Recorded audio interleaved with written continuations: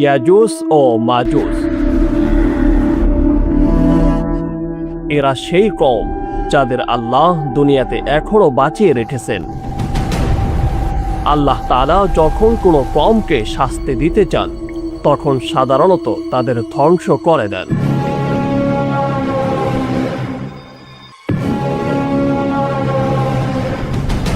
কিন্তু একটা কওম আছে যাদের আল্লাহ ধ্বংস করেননি, বরং জীবিত রেখেছেন। দুটি পাহাড়ের মাঝখানে কয়েদ করে রেখেছেন। না তারা মরতে পারছে, না বের হতে পারছে, শুধু অপেক্ষা হাজার হাজার বছর ধরে। কোরআন বলছে এই কওম সেই দেওয়াল প্রতিদিন চেটে দুর্বল করে, আর যেদিন আল্লাহ চাইবেন সেদিন মাত্র একটি শব্দ উচ্চারিত হবে, ইনশাআল্লাহ।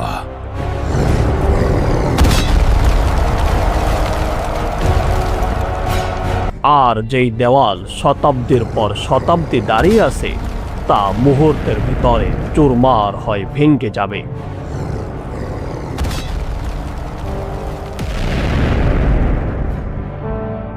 রাসূলুল্লাহ সাল্লাল্লাহু আলাইহি ওয়াসাল্লাম বলেছেন, যেদিন তারা বের হবে তাদের প্রথম দলটা একটা পুরো সমুদ্র পান করে শেষ করে দিবে।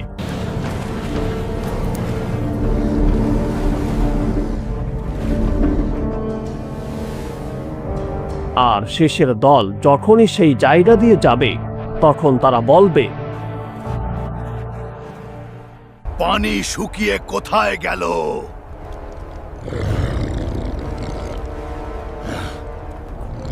এবার কল্পনা করুন, মাত্র এক চুমুকে সমস্ত সমুদ্রের পানি খালি হয়ে যাবে। এই ঘটনার উল্লেখ শুধু কোরআনে না, বরং তাওরাত, ইনজিল এবং ইহুদি ইতিহাসেও এর ভয়াবহ ঘটনা বর্ণনা হয়েছে। তাই আজ আমরা জানব এমন এক কওমের ইতিহাস যার নাম ইয়াজুজ মাজুজ।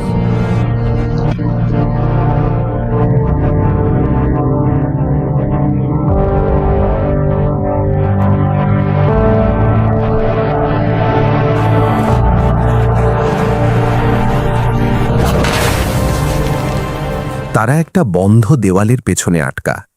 প্রতিদিন সেই দেওয়াল চেটে চেটে খুঁটে খুঁটে দুর্বল করার চেষ্টা করে। তোরার কাছাকাছি চলে আসে। তারপর তাদের নেতা বলে, এখন চলো, অবশিষ্ট বাকি অংশটুকু আগামীকাল ভাঙব। কিন্তু একটা শব্দ ভুলে যায়, ইনশাআল্লাহ। আর আল্লাহ সেই রাতেই দেওয়ালটাকে আগের চেয়েও মজবুত করে দেন। এই চক্র হাজার বছর ধরে চলছে। সূরা আল কাহাফের 93 থেকে 98 নম্বর আয়াতে আল্লাহ তাআলা এই ঘটনা বিস্তারিত বর্ণনা করেছেন। ঘটনাটা জুলকারনাইনকে ঘিরে। যখন তিনি দুটো পাহাড়ের মাঝখানে পৌঁছালেন, সেখানে একটা কওমের দেখা পেলেন যারা কথা বুঝতেই পারত কষ্টে।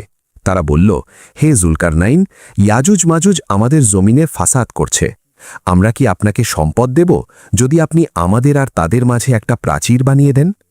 জুলকারনাইন জবাব দিলেন, আল্লাহ আমাকে যা দিয়েছেন তা তোমাদের সম্পদের থেকে অনেক দামি। তাই তোমরা শুধু আমাকে সাহায্য করো। সেই প্রাচীর বানানো হলো লোহার টুকরো আর গলানো তামা দিয়ে। আধুনিক বিজ্ঞানও আজ স্বীকার করে লোহা আর তামার মিশ্রণে যে অ্যালয় তৈরি হয় তা ভাঙা প্রায় অসম্ভব। এটা সাধারণ কোনো দেওয়াল ছিল না, এটা ছিল আল্লাহর কুদরতে তৈরি এক কয়েদখানা। এরা জিন বা শয়তান নয়। জমহুর উলামার মতে ইয়াজুজ মাজুজ হযরত নূহ আলাইহিস সালামের পুত্র ইয়াফিসের বংশধর। মানে তারা মানুষ, কিন্তু তাদের সংখ্যা, শক্তি আর ফিতনা সাধারণ মানুষের চেয়ে অনেক বেশি ভয়াবহ। সহিহ বুখারীতে আছে, রাসূলুল্লাহ সাল্লাল্লাহু আলাইহি ওয়াসাল্লাম বলেছেন, আদম সন্তানের মধ্যে প্রতি হাজারে 999 জন হবে ইয়াজুজ মাজুজের। মানে আমরা মাত্র একজন আর তারা 999। সুনানে ইবনে মাজায় আছে, তারা প্রতিদিন দেওয়াল খোদাই করে এতটাই যে আলো দেখা যায়। তারপর তাদের নেতা বলে, ফিরে যাও, কাল ভাঙব। আর আল্লাহ সেই দেওয়াল আবার আগের চেয়ে মজবুত করে দেন। হাজার বছর ধরে এই একই ঘটনা। সহিহ মুসলিমের বর্ণনা অনুযায়ী একদিন তারা বলবে, এখন চলো, অবশিষ্ট বাকি অংশটুকু আগামীকাল ভাঙব ইনশাআল্লাহ। আর সেই ইনশাআল্লাহর বরকতেই দেওয়াল ভেঙে যাবে। বের হওয়ার পর তাদের প্রথম দল বুহাইরায়ে তাবারিয়ার সমস্ত পানি পান করে ফেলবে। শেষ দল যখন সেই জায়গায় আসবে তখন বলবে, পানি শুকিয়ে কোথায় গেল?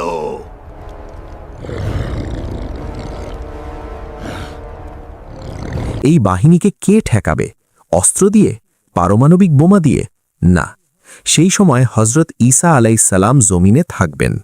রাসূলুল্লাহ সাল্লাল্লাহু আলাইহি ওয়াসাল্লাম বলেছেন, যখন দাজ্জাল তার ফিতনা পুরো দুনিয়ায় ছড়িয়ে দেবে, যখন মানুষ তাকে খোদা ভাবতে শুরু করবে, ঠিক সেই সময় আল্লাহ হজরত ঈসা আলাইহিসসালামকে আসমান থেকে নামিয়ে দেবেন। তিনি নতুন কোনো দিন আনবেন না, নতুন শরিয়াত আনবেন না। তিনি মুহাম্মদ সাল্লাল্লাহু আলাইহি ওয়াসাল্লামের উম্মত হিসেবে দাজ্জালকে হত্যা করবেন। দাজ্জালের ফিতনা শেষ হলে মানুষ ভাববে এবার শান্তি এলো, কিন্তু আসল পরীক্ষা তখনই শুরু হবে। ঠিক সেই মুহূর্তে আল্লাহ হযরত ঈসা আলাইহিসসালামের কাছে ওহী পাঠাবেন। আমার এমন বান্দাদের বের করে দিয়েছি যাদের সাথে লড়ার শক্তি কোনো মানুষের নেই।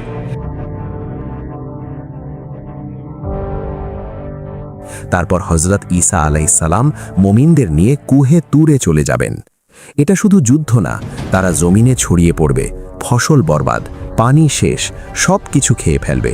হাদিসের ইঙ্গিত থেকে বোঝা যায় জানোয়ারও রেহাই পাবে না।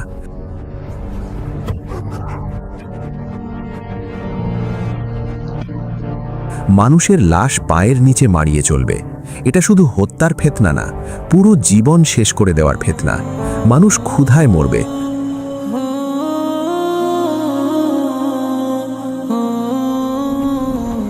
জমিনে টিকে থাকা অসম্ভব হয়ে যাবে।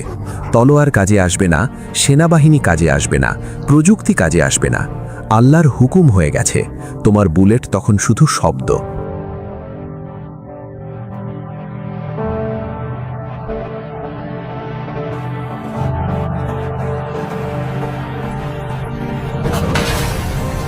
कमजोर इंसान समझा है क्या?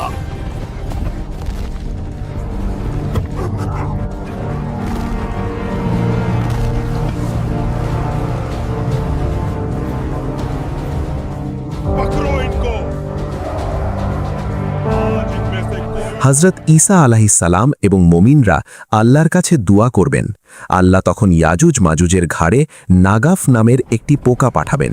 মাত্র এক রাতে পুরো কওম এমনভাবে মারা যাবে যেন একটাই প্রাণ ছিল। সকাল হবে, জমিন লাশে ভরা, দুর্গন্ধ এতটাই তীব্র হবে যে শ্বাস নেওয়া কঠিন হয়ে যাবে।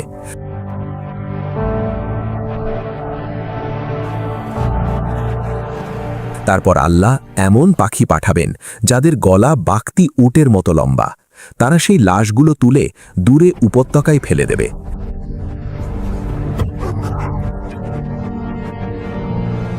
তারপর আকাশ থেকে মুষলধারে বৃষ্টি নামবে। জমিন এমনভাবে পরিষ্কার হয়ে যাবে যেন কাঁচ ধুয়ে দেওয়া হয়েছে। এই ফিতনাও শেষ হবে।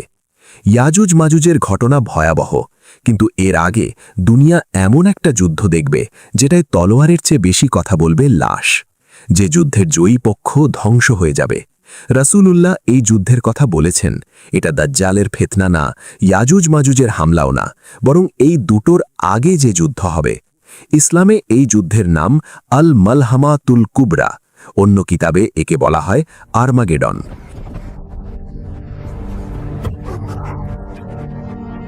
এই যুদ্ধে প্রতি ১০০ জনের ৯৯ জন মারা যাবে।